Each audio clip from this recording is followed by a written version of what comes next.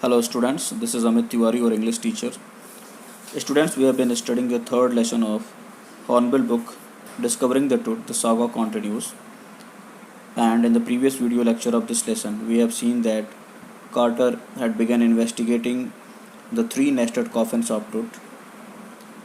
And while opening the first, he found so many things like garlands of willows and olive leaves, wild celery, lotus petals, corn flowers, etc. And as per the archaeologist, these things are mostly found in the month of March and April, and they came to the conclusion that the burial time of Tut was March or April. Now let us see what happens next in this chapter.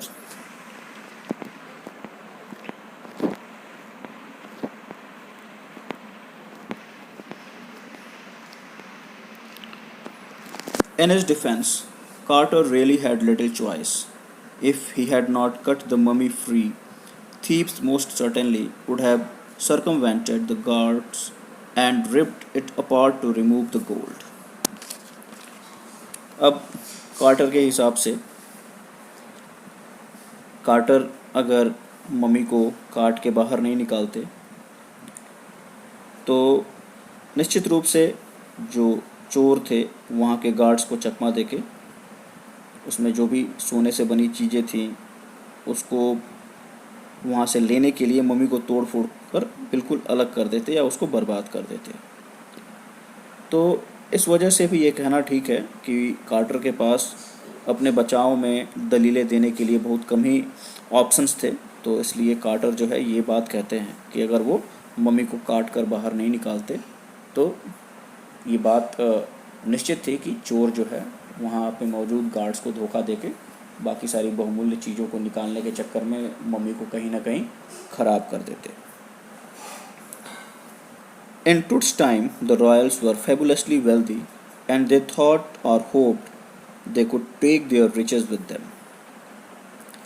और टुट के time जो royal family थी वो extraordinary रूप से बहुत ज़्यादा रिच थे। वो सोचते थे या एक तरीके से हम कहें कि उनको ये होप था कि वे सारा का सारा वेल्थ अपने साथ ले जा सकते हैं मरने के बाद या दूसरी दुनिया की यात्रा के समय वे जो भी उनके साथ वेल्थ है वो उसको ले जा सकते हैं। इसलिए फिर आगे क्या कह रहा है, for a journey to the great beyond king Tut was lavished with glittering goods, precious collars, inlaid necklace, bracelets, rings, amulets, a ceremonial apron, sandals, sheath for his fingers and toes, and the now iconic inner coffin and mask, all of pure gold. तो यहाँ पे inlaid necklace का मतलब होता है जड़ाऊ हार, amulets जो है हम ताबीज को कहते हैं। तो कह रहा है कि दूसरी दुनिया की यात्रा के लिए राजा टुट की दूसरी दुनिया की यात्रा के लिए जो है जो भी उनके रिलेटिव्स थे खुले दिल से सोने से बनी सारी चीज़ें जैसे कि inlaid necklaces, precious collars, bracelets, rings और एमुलेट्स जिसको कि ताबीज़ कहते हैं, सेरेमोनियल एप्रॉन्स, सैंडल्स, ये सारी की सारी चीज़ें जो कि सब गोल्ड से बनी हुई थी उनके कॉफिन में रख देते हैं। टू सेपरेट टुट from his adornment, Carter's men removed the mummy's head and served nearly every major joints.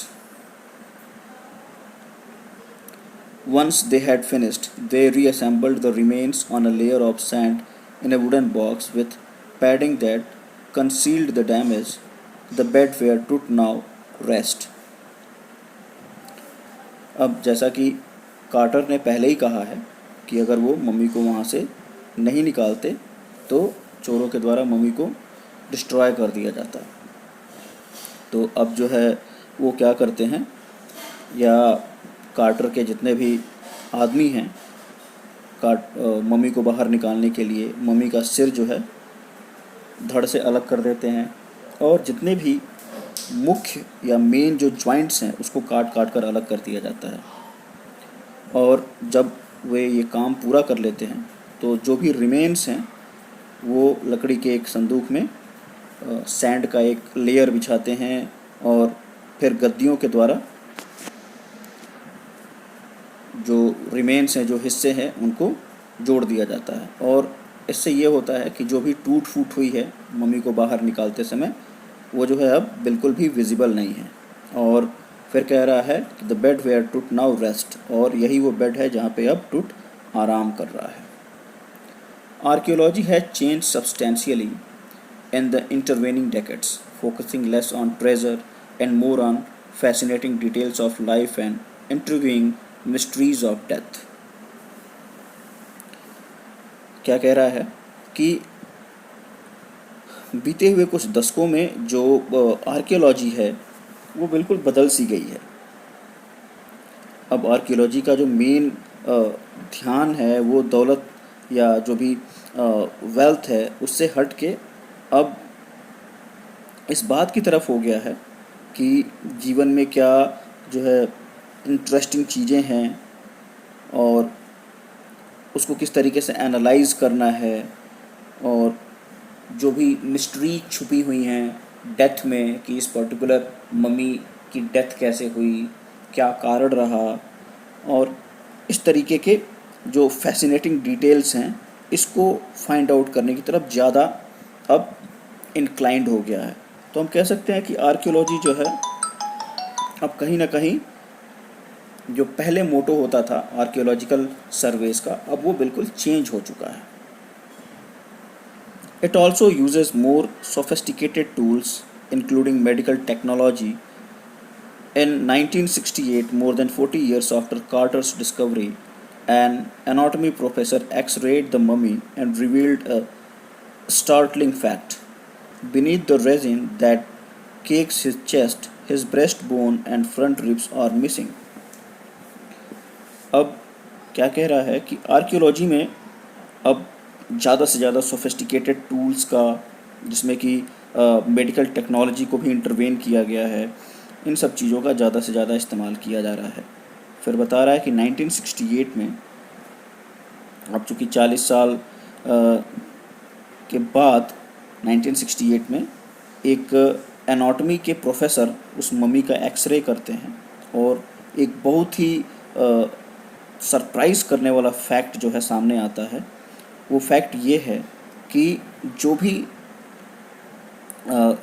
जो मम्मी का चेस्ट है उसके नीचे जो भी रेजिन्स लगाए गए हैं, तो उस रेजिन को एनालाइज करने के बाद पता चलता है कि जो ब्रेस्ट बोन है और वो मिसिंग है। Today diagnostic imaging can be done with computer tomography. आजकल जो डायग्नोस्टिक इमेजिंग है वो कंप्यूटर टोमोग्राफी या सिटी स्कैन के द्वारा किया जा सकता है, जिससे कि एक्सरे के 100 से ज़्यादा क्रॉस सेक्शनल एक्सरेज को एक साथ मिला के 3 डायमेंशनल स्ट्रक्चर बॉडी का तैयार किया जा सकता है। What more would a CT scan reveal of tooth than X-ray? And could it answer two of the biggest questions still lingering about him? How did he die and how old was he at the time of his death? तो अब ये यहाँ पे दिखाने की कोशिश कर रहा है कि CT स्कैन इतने सारे सोफिस्टिकेटेड एनालिटिकल डेटा प्रेजेंट कर सकता है, तो एक्सरे की क्या बिसात है। लेकिन फिर भी क्या इस तरीके की एनालिसिस, इस तरीके की टेक्नोलॉजी बेस्ड एनालिसिस टूट के बॉडी की 2 सवालों के जवाब दे पाएगी। पहला सवाल ये कि वो कैसे मरा, और दूसरा सवाल ये कि मरते समय उसकी क्या उम्र थी। King Tut's demise was a big event even by royal standards. He was the last of his family's line and his funeral was the death rattle of a dynasty, but the particulars of his passing away and its aftermath are unclear. क्या कह रहा है कि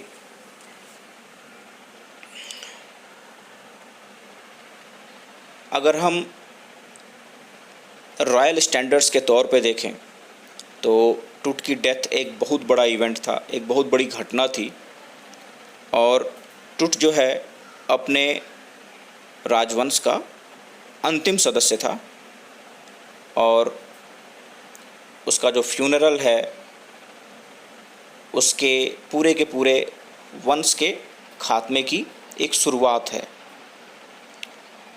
लेकिन इसके बाद भी उसके मरने का कारण क्या है ये स्पष्ट नहीं है। So students, this is for today, and the remaining portion of this chapter we will cover in our next video. Till then, have a good day.